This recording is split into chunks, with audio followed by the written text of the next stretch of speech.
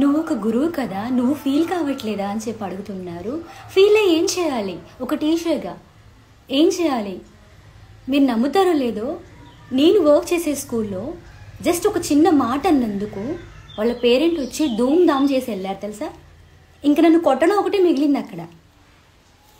పొరపాటుకు ఒక మాట అంటేనే ఊరుకోవట్లేదు, ఇంక మేము కొట్టదాకా వెళ్ళామా పిల్లల్ని? ఒక టీచర్గా ఎప్పుడో ఓడిపోయాం మేము తెలుసా. లేదు అసలు, బ్రతకలేక బడిపంతులు అయ్యారంటారు చూడండి, అలా ఉంది ఈరోజు సొసైటీలో ఒక టీచర్ యొక్క స్థితి.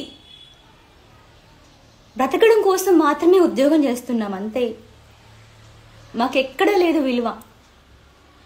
పోయామా, పాటలు చెప్పుకున్నామా, వచ్చామా అంతే. నువ్వు ఎందుకు టైం వేస్ట్ చేస్తున్నావు అని కూడా అడగలేం మేము పిల్లల్ని, చెప్పలేం కూడా, అసలు మేము ఒక మాట అనలేం.